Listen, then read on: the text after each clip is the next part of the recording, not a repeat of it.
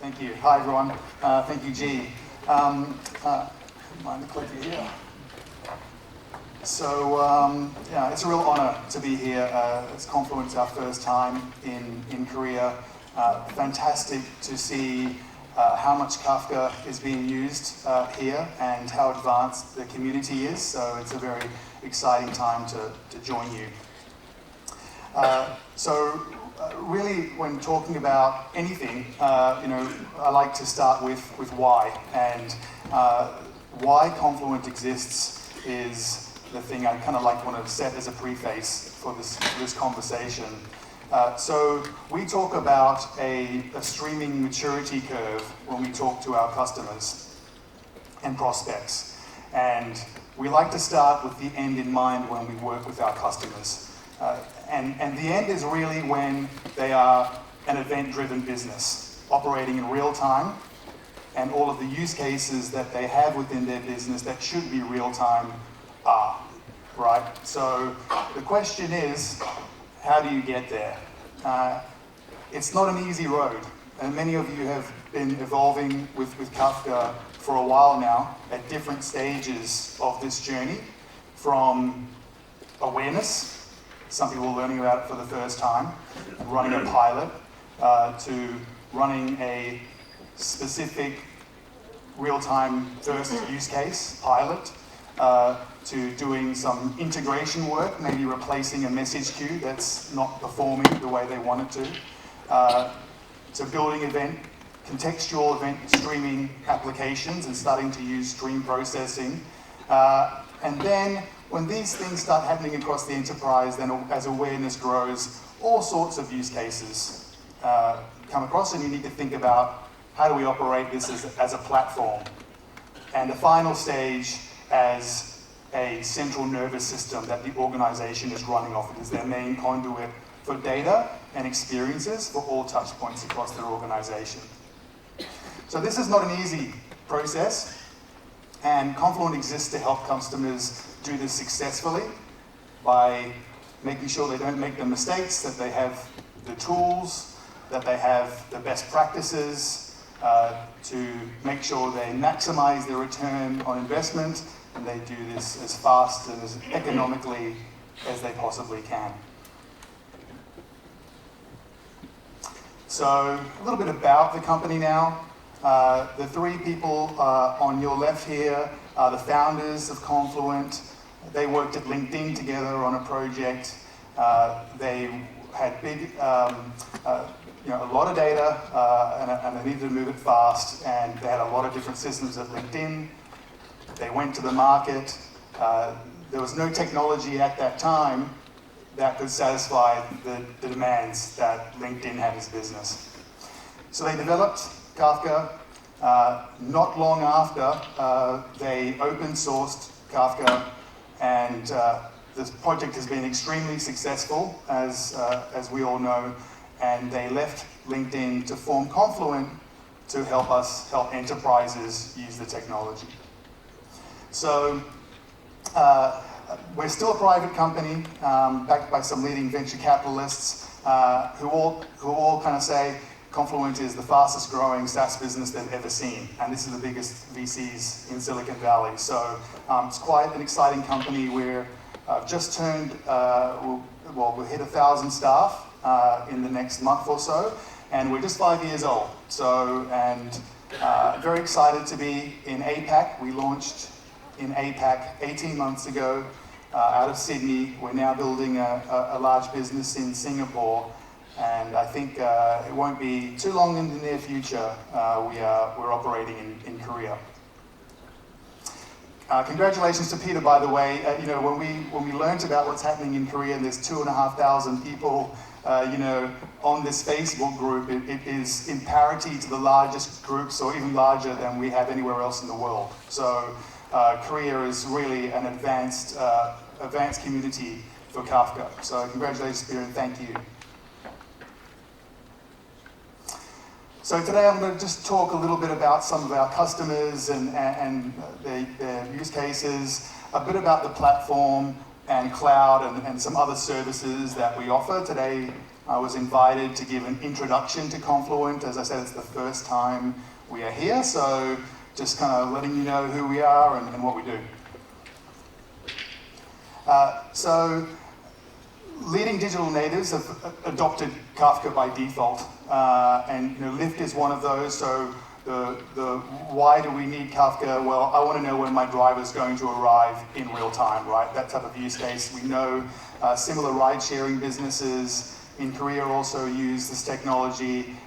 We know that Uber use it. So really the biggest kind of digital native businesses in the world. Financial services is a core client and customer base for Confluent. We'll talk a bit about them later, but real-time fraud detection, lots of lines of businesses wanting to give real-time experiences to their customers, transaction analysis, etc. And really, all companies dealing at any part of the supply chain, right? So from manufacturing and IoT types of use cases to real-time inventory, all of these types of things, all the way through from manufacturing to retail and digital experiences through apps and ordering processes are all being powered by Kafka today. So really, any organization with a lot of customers, lots of lines of businesses, and needing to provide real time, it's really endless the amount of industries that we're seeing using Kafka. Although Confluent certainly helps really the enterprise level customers with the significant databases be successful, and that's kind of our mission.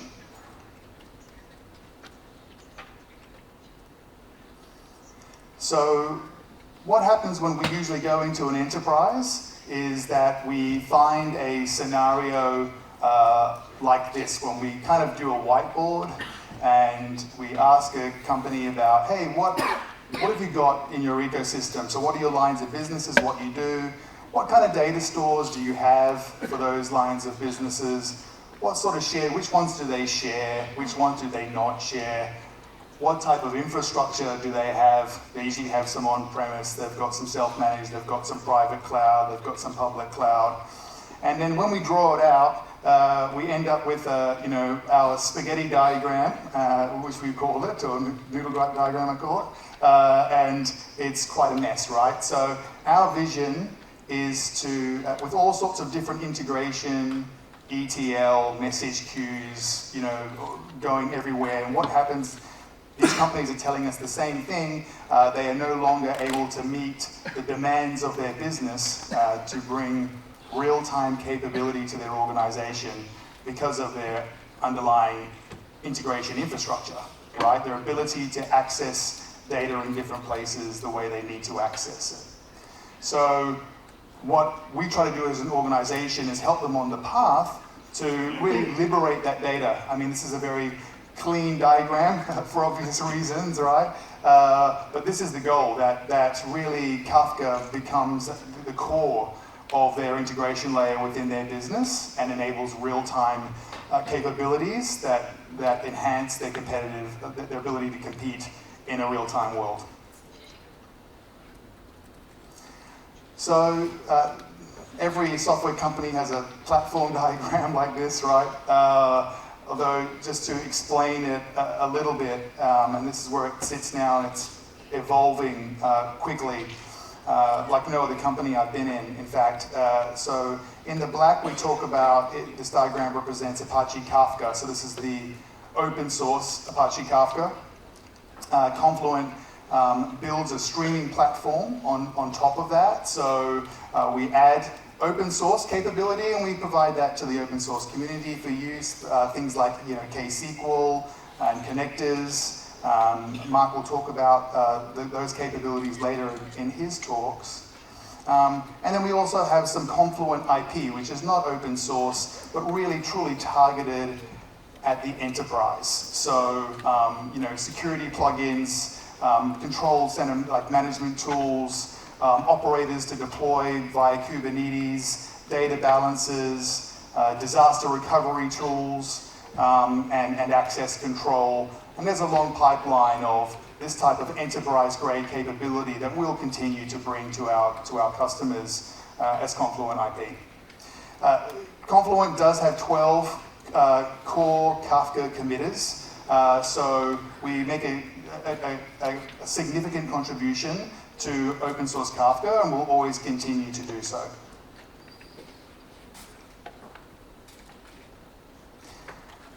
So what does it mean for businesses? It has to deliver a return on investment, and we are very cognizant that it's open source. Korea has a massive open source community right now. Well, Confluent doesn't have a customer in market, and it's a lot of value being delivered from the open source project itself.